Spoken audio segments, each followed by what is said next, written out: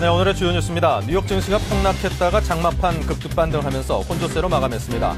다우지수는 전날보다 6.77포인트 내린 7,932.76을, 나스닥 지수는 11.21포인트 오른 1,541.71로 거래를 마쳤습니다.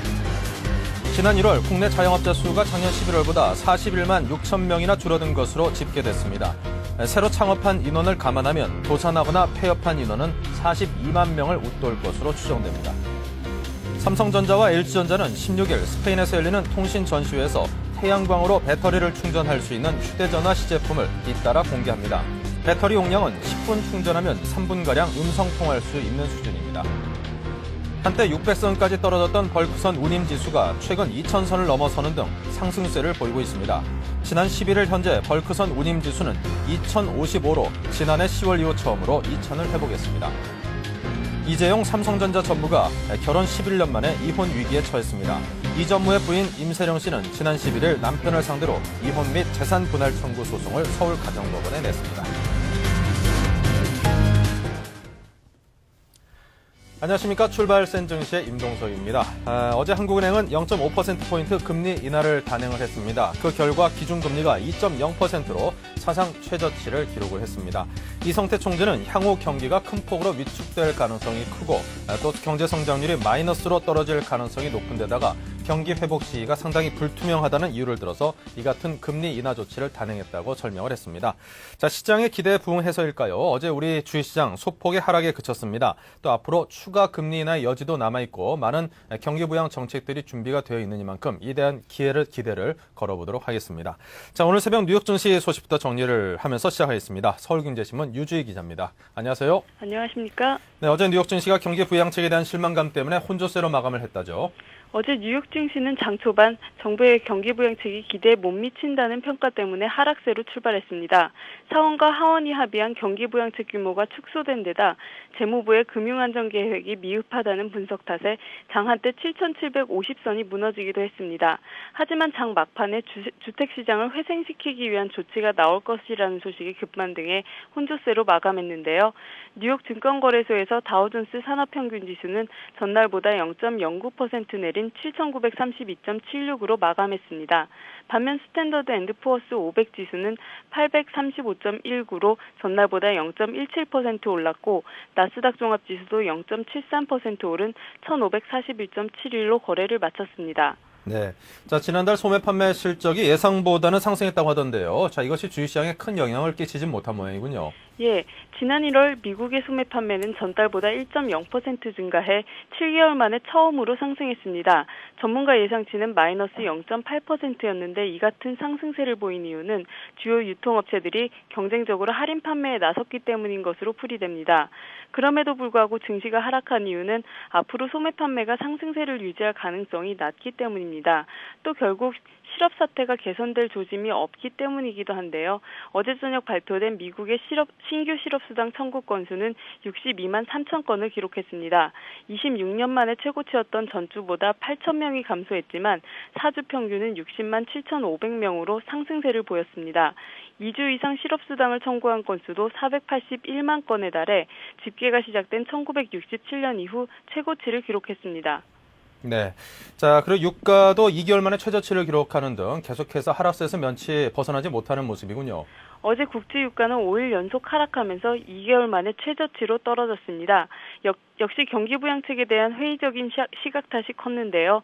뉴욕 상업거래소에서 3월 인도분 서부 텍사스산 중진류는 전날 종가보다 5.5%나 하락한 배럴당 33.98달러에 거래됐습니다. 올해 들어 24% 하락했고 지난해 동기보다 63% 떨어진 가격입니다. 원유 재고량이 늘어났다는 소식도 유가 하락을 부추겼는데요. 미국 에너지 정보청에 따르면 지난주 미국 원유 재고량이 472만 배럴 증가한 것으로 나타났습니다. 현재 미국의 원유 재고량은 18개월 만에 최고치인 3억 5천만 배럴에 달하는 것으로 알려졌습니다. 네. 자, 그리고 그 밖에도 유럽도 상황이 그다지 밝지는 않다는 소식도 들려오고 있습니다. 어제 유럽 주요 증시는 주요국의 마이너스 성장과 기업들의 우울한 실적 전망 때문에 일제히 하락했습니다. 특히 프랑스는 지난해 4, 4분기 경제 성장률이 마이너스 1.2%로 집계되면서 1978년 이후 30년 만에 최악의 성적을 보였습니다. 스페인도 지난해 4, 4분기에 마이너스 1% 성장한 것으로 나타나 15년 만에 최악의 하락세를 보였습니다.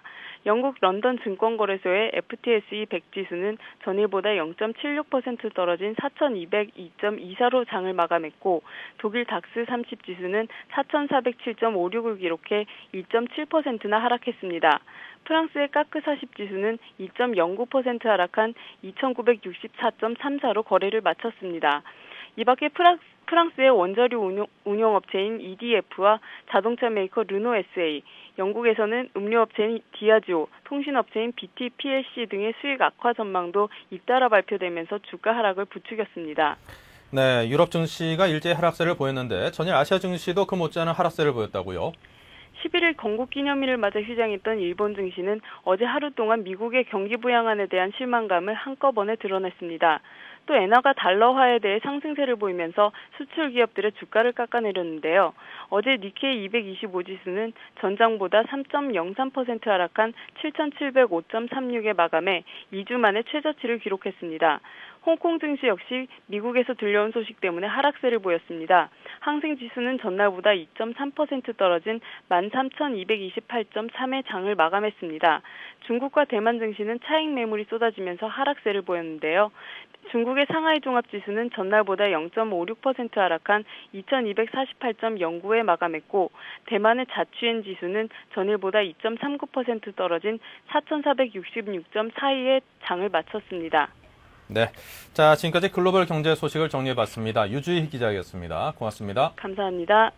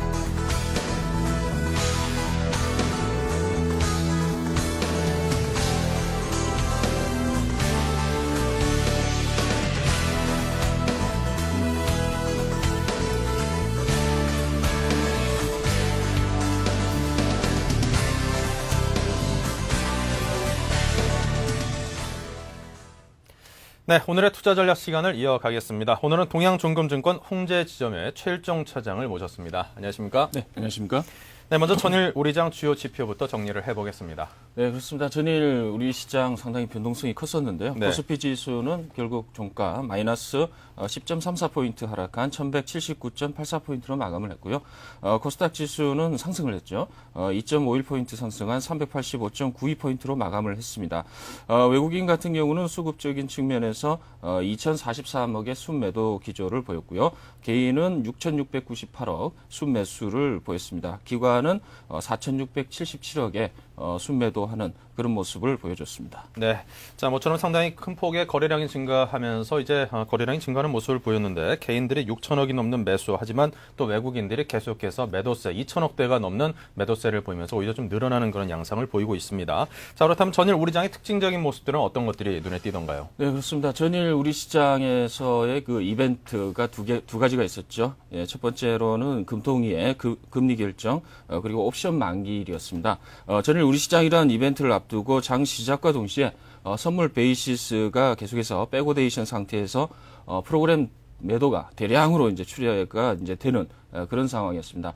장 개장 이후에 30분 만에 한 1,000억이 넘는 프로그램 매도가 이제 나오는 것을 시작으로 해서 장중 내내 프로그램 매도 때문에 전체적인 지수가 하락 압박을 받는 그런 흐름을 보였는데요.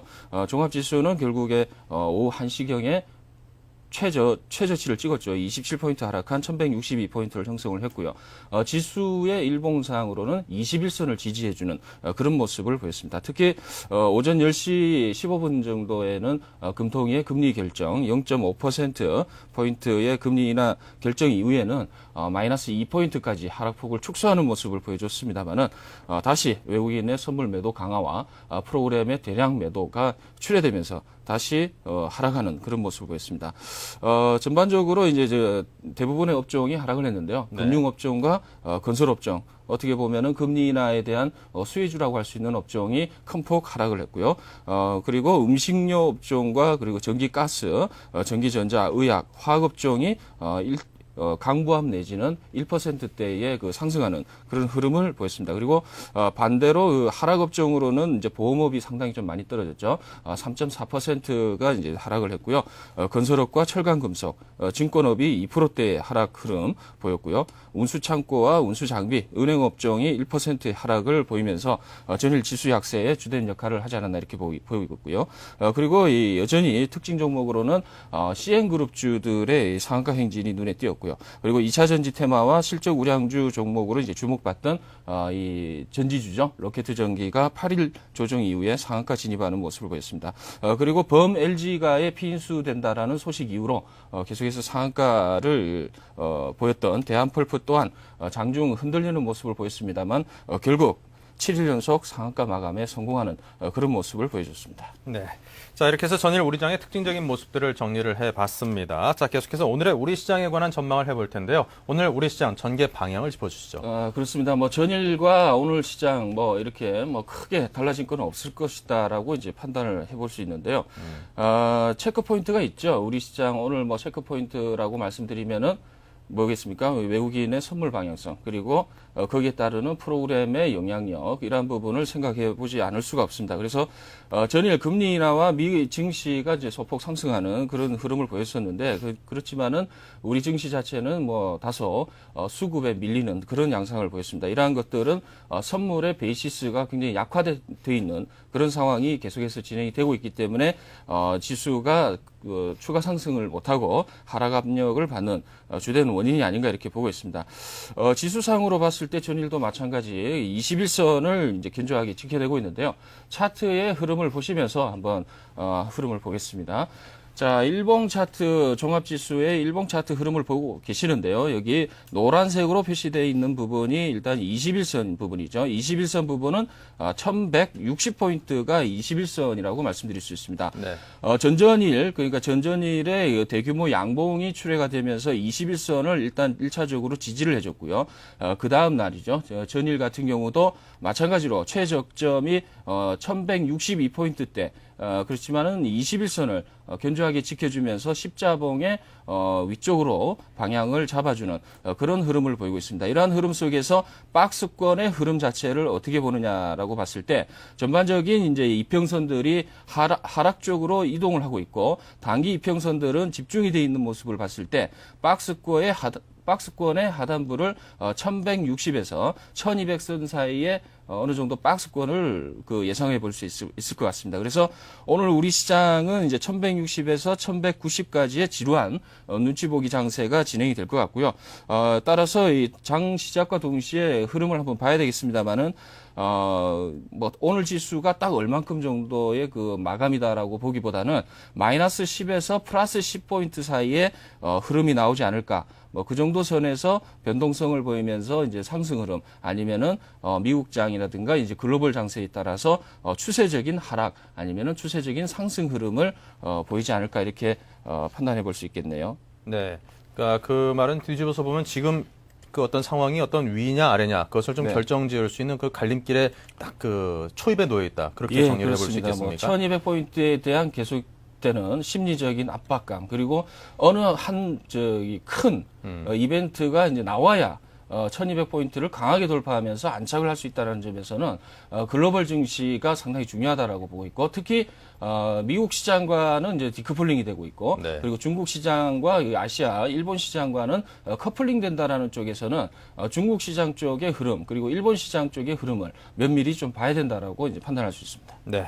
근데 이제 어떤 이벤트 말씀을 해주셨는데 지금 어제 이제 뭐 금리 인하가 추가로 단행이 됐음에도 불구하고 시장에서는 뭐 폭발적인 어떤 호재로 받아들이지는 않는 분위기고요. 네. 또 미국에서 뭐 이런 금융 구제안에 대해서도 사실 좀 실망스럽다는 그런 반응이 주류를 이루고 있고 또 그나마 이제 뭐 중국 증시와 함께 커플링을 이루면서 이렇게 올라가고 있다고 하지만 그럼에도 지금 실물 경기 회복이라는 면에서는 아직까지도 좀 조심스럽게 지켜봐야 될 이런 상황에서 어떤 이벤트들이 좀 있을 수 있을 것인지 또 어떤 이벤트를 우리가 기대해 볼 수 있을 것인지 그런 게 참 궁금합니다.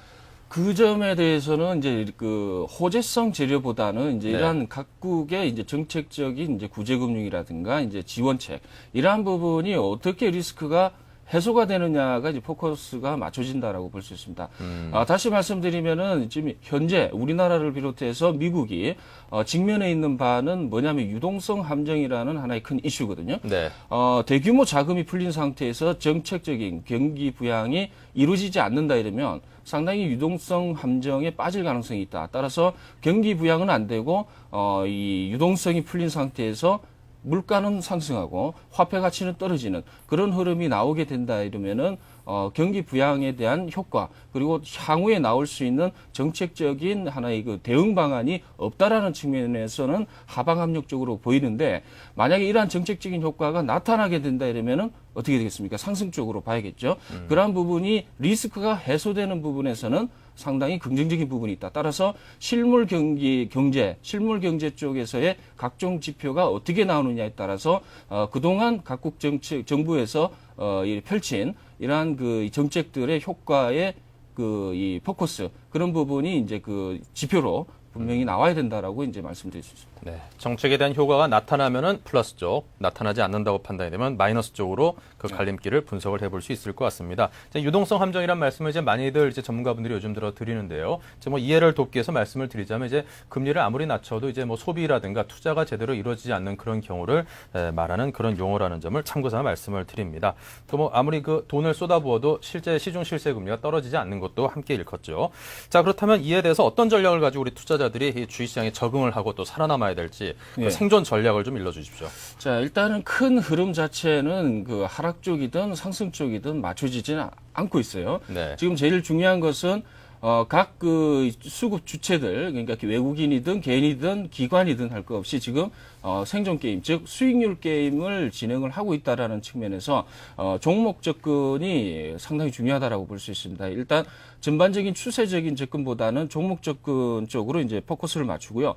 그리고 그동안에 상승 전환을 했던, 상승 주도를 했던 전기전자 업종과 운수 장비 업종, 특히 하이닉스라든가 이 삼성전자 그리고 현대차, 기아차 이러한 그 굵직한 종목들이 그동안 이제 다시 하락을 하면서 21선이 어느 정도로 안착이 되고 지지를 해주고 다시 반등을 해주느냐에 따라서 어느 정도 시장의 이제 방향성을 갖다가 이제 생각해 볼 수 있겠는데 대표적인 케이스로 이제 그 전략 제시가 21선 지지 이후에 반등하는 쪽으로 접근하는 전략 그리고 어쩔 수 없이 그 이 테마 쪽으로 다시 접근하는 방향 이렇게 두 가지의 이제 접근 전략을 말씀을 드릴 수 있을 것 같습니다. 그래서 최근에 이제 중형주와 소형주 같은 경우는 상승세 지속을 하고 있습니다. 그래서 5일선 지지를 받아가면서 지금 상승을 하고 있고요. 반면에 대형주 쪽에서는 21선의 지지를 받고 상승하는 흐름을 보이고 있는데 한번 차트를 한번 보시면서 이제 말씀을 드릴 텐데 차트의 전기전자 업종을 한번 보시겠습니다. 전기전자 업종 같은 경우는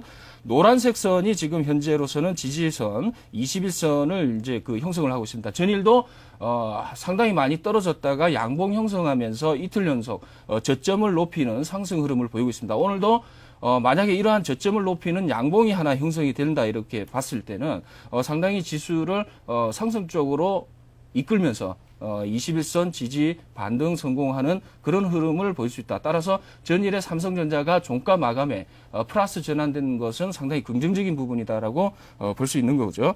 그리고 이제 그 21선 지지하는 업종들이 몇 군데가 있어요. 그래서 화학업종이라든가 이 건설업종, 철강금속 쪽이 이제 될 것 같은데 건설 같은 경우는 이제 차트를 보시게 되면은 대부분 음봉이 나와 있는 상황이에요. 그리고 21선 지지가 오늘 양봉이 형성이 되면서 상승을 해준다 이러면 이번 주 내지 아니면 다음 주 정도까지는 다시 재반등할 것이다라고 이제 보시고 접근하시는 게 좀 필요할 것 같고요. 그리고 마지막으로 이제 테마 쪽인데 테마 쪽은 그때 테마가 다릅니다. 장중에 나오는 테마 쪽으로 접근하시는 쪽으로 이제 그 전략을 제시를 해드릴게요. 곡물가 상승 테마인 비료 관련주가 이제 최근에 좀 상승을 보였는데 이러한 쪽도 이제 접근 가능하고요. 정부 정책 테마인 LED 관련주 쪽도 계속해서 관심을 보셔야 될 것 같습니다. 네. 자, 이렇게 해서 최일종 차장께서 오늘 이제 관심 가질 만한 종목군을 5종목을 오늘 추천을 해주셨습니다. 대상과 한라건설, LG생명과학, 영원무역, KP케미칼 이 5가지 기업에 대해서 이제 관심 종목으로 추천을 해주셨는데요. 자, 이 중에 개별 기업에 대한 설명을 청해 보겠습니다. 네, 일단은 뭐 여러 가지 이제 종목이 있습니다만 영원무역과 이제 KP케미칼을 말씀드리겠는데요. 영원무역 같은 경우는 우리가 아웃도어 브랜드인 노스페이스를 전 세계 물량 40% OEM하는 그런 업체죠. 최근에 이제 환율의 상승 이러한 부분도 어느 정도 수혜가 기대가 되고요. 그리고 봄철이죠. 이제 시계열적으로 어느 정도 그 성수기에 들어간다라는 측면에서 좀 접근 가능하지 않느냐라고 이제 봐서 이제 영업무역 가지고 왔습니다. 전일 같은 경우는 차트 흐름을 보시겠는데 전일의 흐름 자체가 최고가가 7,870원이 형성이 됐습니다.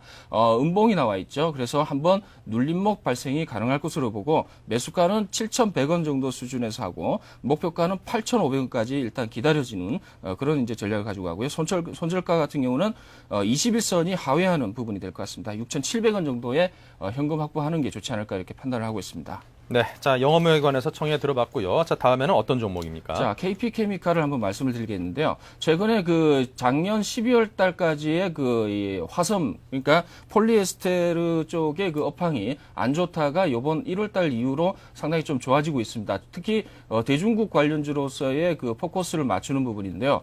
최근에 상승 흐름이 21선을 지지 기반으로 해서 견조하게 나타나는 그런 흐름을 보이고 있는데 계속해서 양봉 출회가 되고 있죠. 오늘 흐름을 봤을 때는 장대 양봉이 하나 출회될 가능성이 크다라고 봤을 때 접근 전략이 가능할 것 같고요.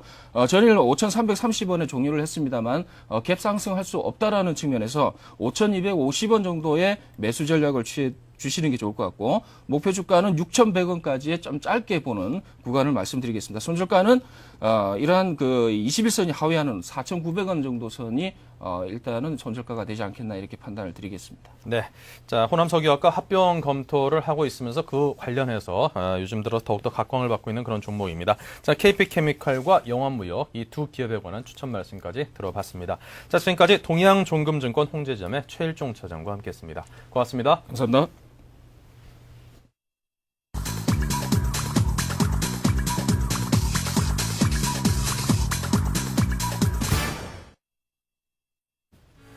네, 지금 현재 시각이 8시 57분 45초를 지나고 있습니다. 동시효과 상황을 통해서 이 시장의 출발 시장의 흐름 미리 한번 예측해 보겠습니다. 네, 오늘 상당히 많은 종목들이 지금 조정을 받고 있는 조정 장세가 확연한 그런 모습을 보이고 있습니다. 전일 외국인과 기관이 6천억 넘게 팔아치웠는데요. 자, 오늘 장에서도 역시 그 흐름이 이어지는 것 같습니다. 삼성전자가 마이너스 1.92%를 비롯해서 포스코의 마이너스 1.23, 한국전력 마이너스 1.96, 현대중공업, 보합, SK텔레콤 마이너스 1.25 등 빅5 종목들이 모두 1% 중후반대 그런 하락을 하고 있는 모습입니다. KB금융과 그리고 현대차, KTNG 등등 대형주들 전반적으로 1% 내외의 하락세를 보이고 있고요. 하지만 그 큰 폭의 하락세를 보이고 있는 종목들은 별로 눈에 띄지 않는다는 점이 그나마 위안이 됩니다. 상승하고 있는 종목들도 그 수가 적지 않은데요. 코오롱과 호남석유학과 흑박습자병을 예상한다는 조금 전 말씀드렸던 KP케미칼 1.31%의 상승을 하고 있고요. LG패션과 대웅제약 등도 소폭이나마 상승세를 유지를 하고 있습니다. 세원살록 등이 13.61%의 상승을 하고 있고요. 웅진케미칼 요즘 모습이 괜찮습니다. 1.34% 상승을 하고 있습니다. 자, 그 밖에 하지만 좀 대형 종목들은 거의 다 그런 소폭이나마 좀 하락하는 종목들이 좀 더 많다라고 정리를 해볼 수 있겠군요. 현대상선, 기업은행, 삼성증권 등등 0에서 보합에서 2%대까지 하락을 하는 그런 모습을 보이고 있습니다. 자, 코스닥의 움직임 보겠습니다. 코스닥은 그래도 상승 종목들이 상당히 많습니다. 요즘 들어서 코스피보다는 코스닥이 좀 더 상대적인 강세를 전반적으로 나타내고 있는데요. 태용의 플러스 1.08을 비롯해서 SK브로드밴드와 셀트리온 1% 조금 못 미치는 강보합세, 서울반도체 3% 조금 못 미치고요. 평산이 2.61% 상승을 하고 있습니다. 현진 소재 역시 2%대 상승 대열에 동참을 하고 있고요. 주성엔지니어링 3%를 훌쩍 넘어섰고 휴맥스 역시 마찬가지입니다. 하락 종목보다는 확연하게 상승 종목들이 많으면서 오늘도 역시 코스피는 하락, 그리고 코스닥은 상승으로 출발하면서 그 기조를 유지해 나가지 않을까 조심스럽게 예측해 볼 수 있습니다. 지금까지 동시효과 상황이었습니다.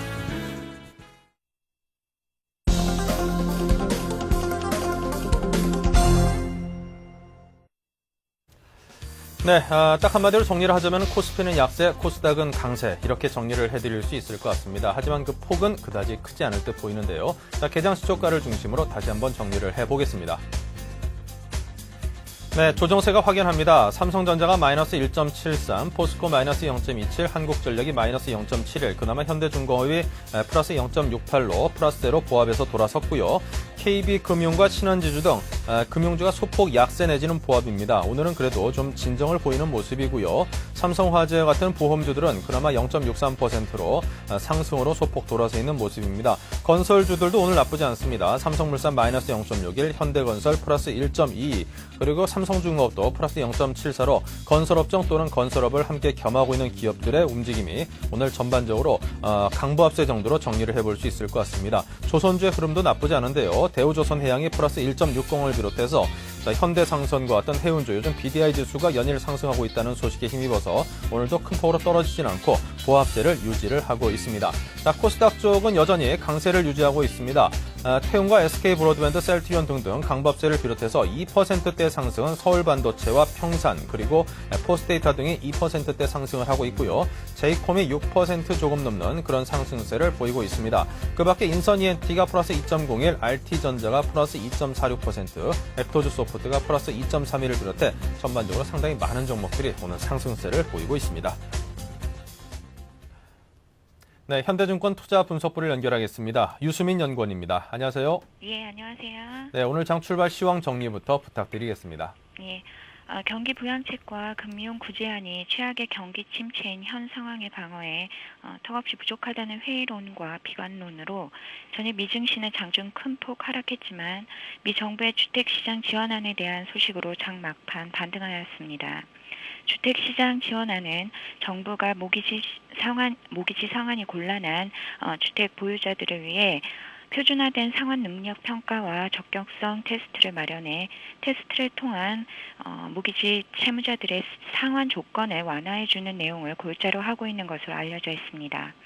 또한 1월 소매 판매액이 7개월 만에 첫 증가세를 보인 것도 시장에 긍정적으로 작용한 것으로 보여집니다. 금일 코스피는 0.06포인트 상승한 1180포인트로 코스닥은 3.9포인트 상승한 389.85포인트로 출발하고 있으며 업종별로는 건설과 보험업종이 강세를 보이고 있는 상황입니다. 투자 주체별로 매매 동향을 살펴보면 기관은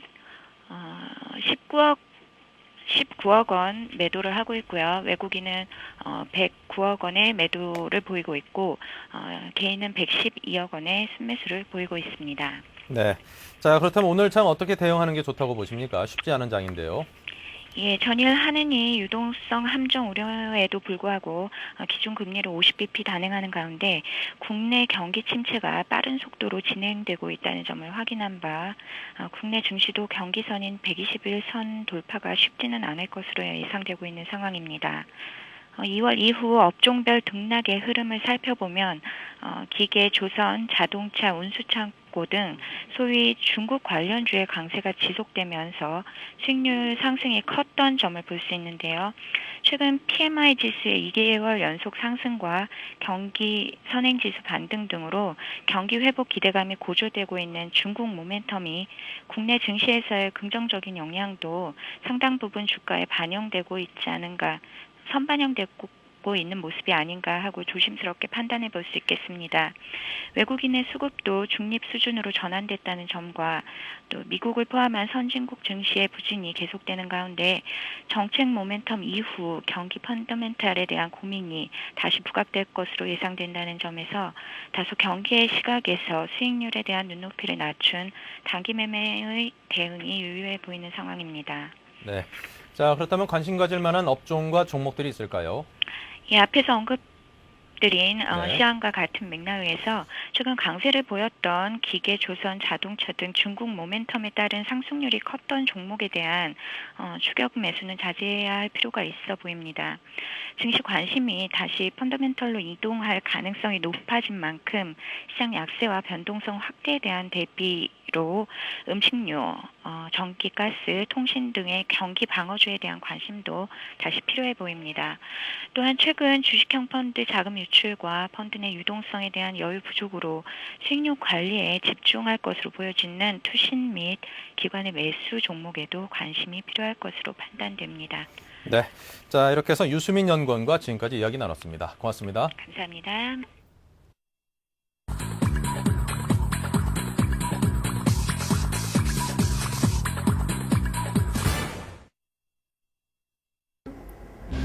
안녕하십니까. 2월 13일 오늘의 서울경제 주요 뉴스 브리핑입니다. 서울을 제외한 수도권에서 신축 주택을 사면 앞으로 5년간 양도소득세의 50%를 감면받고 그 밖의 지방에서는 전액 면제받게 됩니다.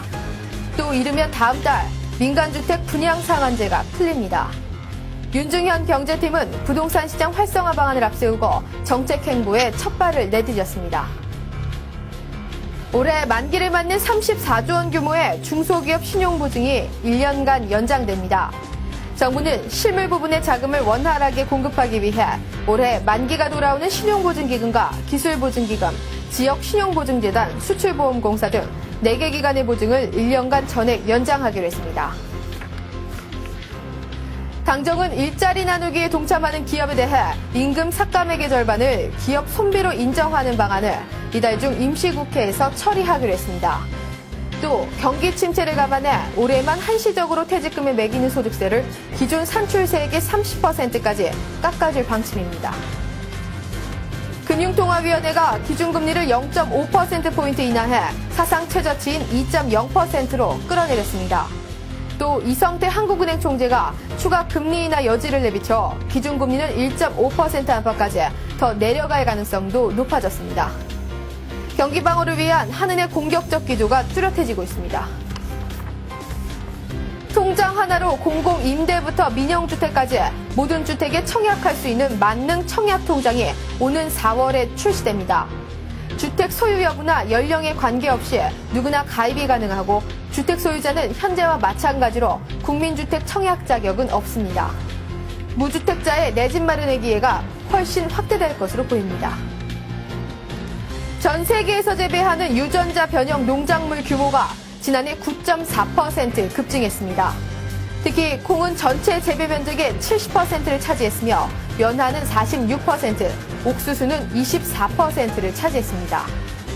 GM 농작물 재배가 증가한 것은 곡물 가격 상승과 경제 위기가 맞물려 기아 문제를 해결하는 대안으로 인식됐기 때문입니다. 경기 침체로 인한 수요 위축으로 올 들어 국내 완성차 업체들의 설비 가동률이 사상 최저치로 떨어졌습니다.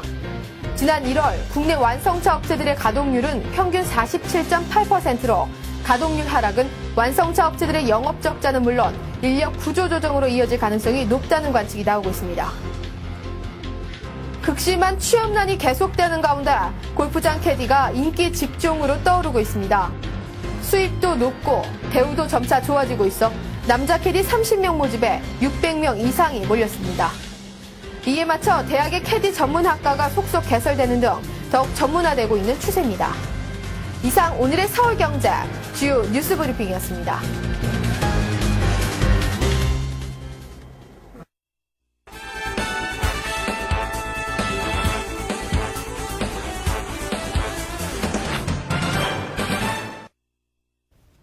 네, 뉴스 따라잡기 시간. 오늘은 서울경제신문의 이종배 기자님을 자리에 모셨습니다. 안녕하십니까? 네, 안녕하십니까? 네.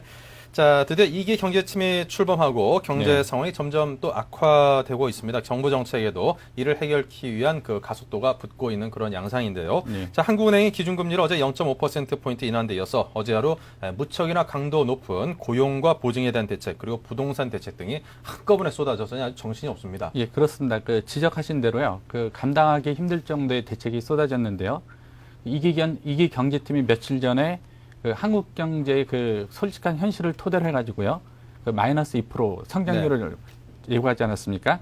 그러니까 이렇다 보니까 그 대책도 빨라지고 있는데요. 시중에 돈을 풀기 위해 하느니 금리를 내렸고요. 또 고용을 유지하기 위한 대책도 내놨고 네. 또 부동산 시장을 살리기 위한 미분양 대책도 내놨습니다. 네. 한마디로 그냥 이기 경쟁팀이 앞으로 그 해야 될 대책을 어제 한 번에 다 내놨다 해도 과언이 아닙니다. 네. 그러니까 시장에서 그냥 찔끔찔끔 내놓는 것에서는 성이 안 차니까 한꺼번에 앞으로 이런 식으로 하겠다고 청사진 한 번에 꽝 하고 보여준 듯한 그런 느낌을 예, 받습니다. 그렇습니다. 이게 앞으로 계속 가는 정책이기 때문에 이 틀에서는 크게 벗어나지 않을 것 같습니다. 정부 어떤 정책에 대한 불확실성을 최소화하면서 앞으로 어떤 방향 자체를 좀 예측할 수 있게끔 해준다는 점에서는 상당히 긍정적이라고 네. 보여지고요.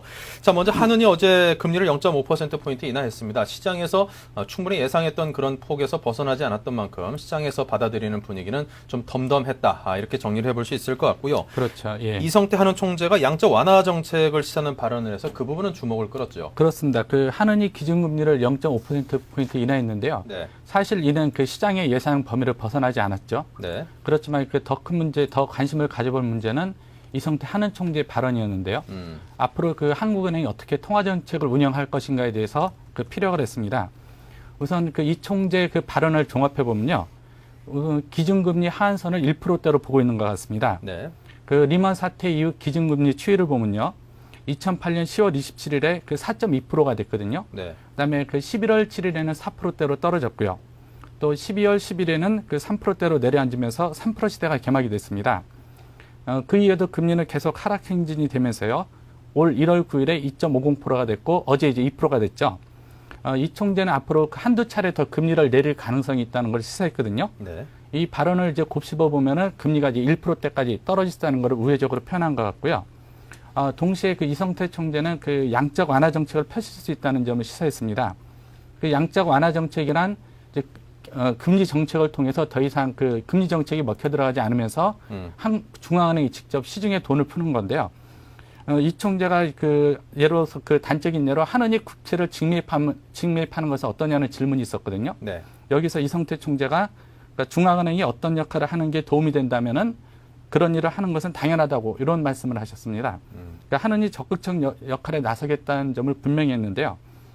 이는 그 하느니 그 시중 금리 인하 외에도 그 이제 직접적으로 시중에 돈을 풀겠다는 걸 의미하거든요. 네. 종합해 이런 발언을 좀 종합해 보면은 금리는 단기적으로 인하하면서 한 1.5%까지 떨어질 것 같습니다. 그 1.5%가 거의 마지노선이 될 것 같고요. 네. 동시에 이제 그 국고채 매입, CP 매입 이런 걸 통해서 이제 시중에 돈을 적극적으로 공급할 것 같습니다.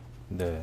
자, 이제 양적 완화 정책에 대한 이제 이해를 시청자 여러분께서 그렇죠, 좀 예. 힘들어하시는 분들도 있을 텐데, 네. 이제 중앙은행에서 어떤 금리 정책을 막 많이 폈는데도 불구하고 그 효과가 어느 정도 좀 한계에 달았다고 판단이 됐을 때 통화량 자체를 늘리는 쪽으로 그렇죠, 정책의 예. 방향을 잡는 거를 의미하는 게 맞을까요? 네, 맞습니다. 예. 예.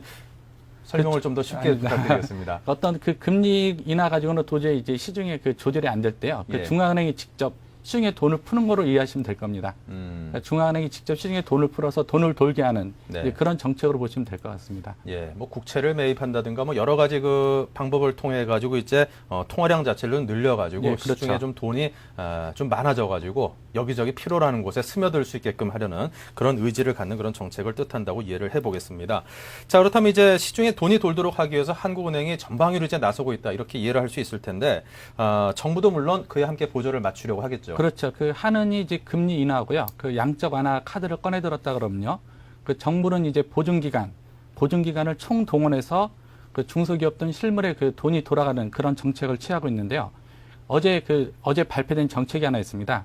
그 중소기업 및 그 영세 자영업자 신용보증 확대 방안이 그것인데요. 네.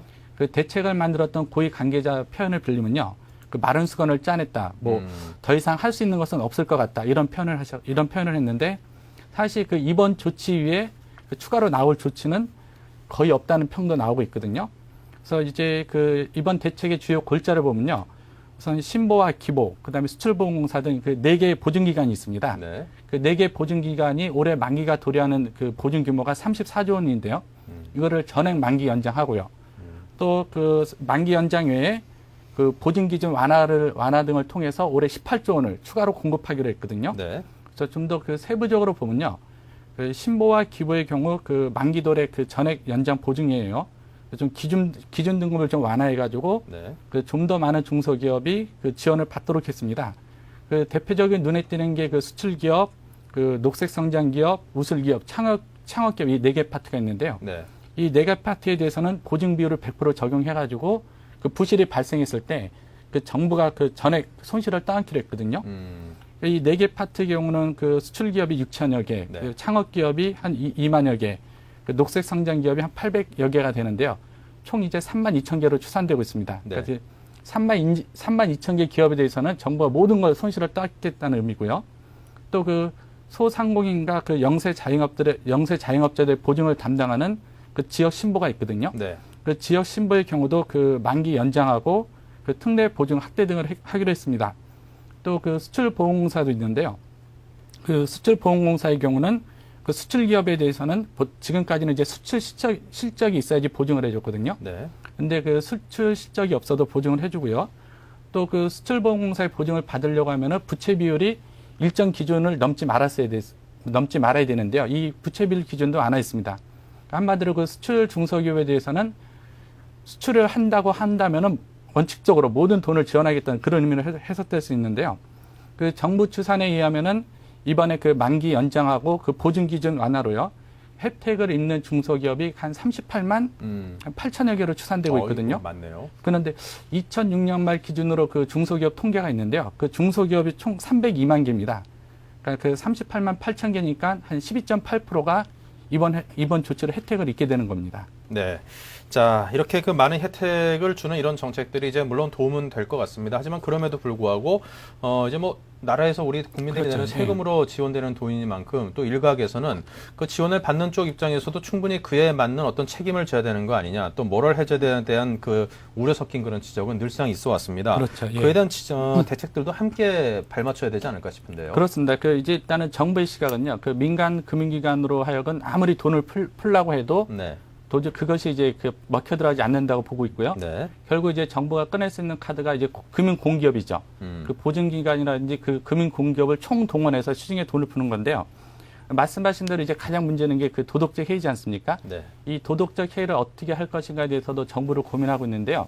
일단은 그 정부가 내놓은 대책은 이제 뭐 억화기업이라든지 뭐 연체기업, 그다음에 금융질서 문란기업 이렇게 좀 정상적인 기업 활동을 하지 않은 중소기업에 대해서는 보증을 하지 않는 방법을 하나 내놨고요. 네. 또 이제 그 보증받은 금액을 이제 다른 용도로 쓰는 기업이 있을 거 아닙니까? 또 그런 기업에 대해서는 끝까지 이제 그 책임을 물어서 향후 민형사상 책임을 부과하겠다 이런 그 대책을 내놨는데요. 요거는 한번 계속 좀 어떻게 그 지켜봐야 될 것 같고요. 근데 정부의 더 큰 고민은 이제 이번 이제 금리 인하하고 보증 완화 이런 대책을 내놨는데 이 돈이 안 도는 겁니다. 그 신용경색이 해소가 돼야 되는데 해소가 되지 않았을 때가 더 큰 문제거든요. 이 점을 많이 고민하고 있는 것 같습니다, 지금. 예. 자, 그리고 또 그 밖에도 양도세를 감면한다든가, 물론 서울을 제외한 수도권 지역에 있는 이제 신축주택, 미분양 신축주택에 한해서 양도세 감면 등 아주 그냥 파격적인 그런 부동산 대책들도 함께 그렇죠. 나왔다는 예, 맞습니다. 예. 그 반응입니다. 예, 그렇죠. 그 정부가 이제 금융시장 안정을 해서 가장 눈여겨보는 실물이 또 부동산 부분이지 않습니까? 네. 그 한국 가계자산의 그 80에서 90%가 이제 부동산으로 구성되어 있다 보니까 그 가격이 하락하면 금융시장도 불안해질 수밖에 없는데요. 그 주요 내용을 보면은 우선 미분양 주택 등 신축주택에 대해서요, 그 양도세를 감면하기로 했습니다. 사실 그 미분양 주택 그 양도세 감면은 그 부동산 경기가 침체될 때만 나오는 단골 메뉴거든요. 그 세부적으로 보면은 그 지방의 경우죠. 지방의 경우 그 12일부터 그 올해 매매 계약을 체결한 미분양 주택에 대해서는 향후 5년간 양도세가 100% 네. 면제되고요. 그 서울의 가밀억제권역, 그러니까 뭐 수원, 과천, 성남 등 그 이런 경기도 14개 시에서 구입하는 미분양 주택에 대해서는 5년간 50% 감면 혜택이 주어지거든요. 그 세부 조건을 보면요. 그 12일부터 올해 말까지 분양 계약을 체결한 주택이 대상이 되고요. 5년 기간은 이제 잔금 납부 기준이 됩니다. 그러니까 제가 지금 분양 계약을 체결했다고 해도 잔금 납부가 그 내년이라 그러면요. 네. 내년 그 시점부터 5년이 되는 거죠. 그래서 그 기간 안에 팔면 양도세가 면제되는데 그 대상 주택 규모는 43평 이하고요. 또 그 정부는 이제 그 다음 달 그 민간주택 분양가 상한제 있지 않습니까? 그것도 좀 폐지를 하려고 하고요. 관심을 모으고 있는 그 강남 상구의 그 투기적 해제 문제, 그 문제도 이제 다음 달까지는 결론을 내릴 예정입니다. 그 또 정부는 위에도 그 부동산 시장을 살리기 위해서 그 청약통장 개편안도 내놓았는데요. 네. 지금 현재 그 청약통장은 그 청약예금하고 부금하고 저축이 있습니다. 근데 청약예금 부금은 이제 민영주택만 청약할 수 있고요. 그 청약저축은 공공주택만 청약할 수 이렇게 분리가 되어 있는데 이제 앞으로 나오는 그 주택 청약 종합저축인데 이름도 네. 새로운데요. 이 주택 청약 종합저축의 경우는 공공이든 민영이든 어느 주택이든 신청할 수 있도록 그런 통장이거든요. 네. 그래서 이렇게 이런 청약 개편안 내놓은 것들이 결국에는 그 부동산 시장으로 그 자금을 모으자 그런 의도가 깔려 있는 것 같습니다. 네. 자, 그 밖에도 이제 분양가 상한제가 폐지가 되면서 참여정부 때 만들었던 부동산 규제도 이제 대부분 풀리게 되는 것으로 전해지고 있습니다. 예, 그렇습니다. 예. 그 참여정부 때 여러 그 부동산 정책이 탄생을 했고요. 엄청 많았죠. 예, 그렇죠. 그게 아마 그 참여정부 기간에 나온 부동산 대책만 해도 한 30여 차례가 좀 넘을 것 같은데요. 그 대표적인 것들이 이제 많은데 그 참여정부의 부동산 규제 그 현황을 보면요. 현재 그 폐지됐거나 추진 중인 게 그 재건축 후분양제가 있습니다. 네. 그다음에 그 재건축 조합원 지위 양도 금지가 있고 그 소형주택 의무 비율이 있고요. 그다음에 부분 수정 및 보완이 되는 게 그 대표적인 게 이제 종합부동산세 있지 않습니까? 네. 그 재산세라든지 이런 종합부동산세가 지금 일정 부분 수정이 되고 있고요. 지금 앞으로 그 폐지 예정인 게 분양가 상한제하고 투기지역 제도입니다. 그 투기지역 제도는 지금 현재 그 강남 상구만 그 지정이 되어 있는데요. 그 강남 상구가 풀리게 되면 자동적으로 전 지역이 풀리게 되고 또 분양가 상한제도 이제 풀리게 되면은 그 사실상 이 참여정부 때 만들었던 그 부동산 규제 정책은 다 풀리게 되는 거거든요. 그 이런 여러 가지 이야기 있는데 그 현재 그 부동산 경기를 고려해 볼 때 어떤 정부의 이 같은 그 부동산 규제 안 하는 또 긍정적이라는 시각도 있거든요. 문제는 이제 그 부동산 정책에 대한 그 국민의 신뢰도인데요. 사실 이제 그 역대 정부의 이제 부동산 정책을 보면은 코에 걸면 코걸이, 귀에 걸면 귀걸이 이런 식이었거든요. 그러니까 뭐 부동산 경기가 죽으면은 다시 부양책 내놓고 또 부동산 경기가 뜨면은 규제하고 이렇게 계속 반복이 되었거든요. 그러니까 네. 반복이 되면서 계속 됐는데 그 이번 부동산 규제안의 뭐 득가실에 대해서는 여러 가지 이야기가 나오지만 이번에 또 규제 하나로 그 국민들한테 부동산 정책에 대한 신뢰도는 다시 한 번 더 떨어뜨린 거는 피할 수 없는 현실인 것 같습니다. 네. 그때 참 이 부동산 가격 잡고자 굉장히 많은 정책들이 쏟아져 나왔었는데 그때 그렇죠. 당시에는 잡히지 않고 이제 글로벌 경제 위기로 부동산 가격이 잡히고 있다는 것도 참 아이러니하고요. 그런 정부 규제가 풀리면서 집값이 좀 올라오고 그러면 그때 정책 만들으셨던 분들 중에 또 한편 좋아하시는 분들도 계시지 않을까 그렇죠. 싶은 지금 생각도 그렇죠. 듭니다. 그런 움직임이 조금씩 보이고 있죠. 예. 자, 그리고 제2의 금융위기설이 자꾸 이제 시장에 나오고 있습니다. 네, 자, 우리 그렇습니다. 은행과 대기업들이 현금화법에 비상이 걸렸다는 소식 짧게 전해주십시오. 그렇죠. 예, 이제 글로벌 제2금융위기가 계속 우려가 나오고 있는데요. 대표적인 게 이제 러시아 모라토리엄 가능성이 나오고 있고요. 예. 미국 구제금융 법안에 대한 실망감이 나오고 또 이번에 그 미 상업은행 부실이 우려가 되면서 그 미국 금융기관들이 그 달러를 빼나가고 있다는 게 많이 나타나고 있습니다. 네. 그래서 만약에 이런 상황이 지속된다 그러면 다시 한번 외화 유동성이 비상이 걸리면서 한번 우리 경제가 심한 홍역을 앓을 것 같은데요. 그래서 정부도 주의 깊게 바라보고 있고요. 여러 가지 보고 있는데 가장 우려되는 게 유럽계 은행의 부실이거든요. 유럽계 은행마저 그 부실이 심화돼서 우리나라의 그 달러를 그 자금을 빼나간다 그러면은 다시 한번 또 한 번의 그 유동성이가 올 것으로 그 긴장을 세우고 있습니다. 네. 자, 이 투자은행을 떠나서 이제 상업은행으로까지 또 전 세계적으로 한 1000에서 한 2000개 정도의 은행이 위험에 처할 수도 있다. 그런 분석들도 있고 보면은 이런 제2의 금융위기설 유심하게 가능성 있는 그런 설로 좀 받아들이면서 예의주시해야겠습니다. 자, 지금까지 이종배 기자와 함께했습니다. 고맙습니다. 네, 감사합니다.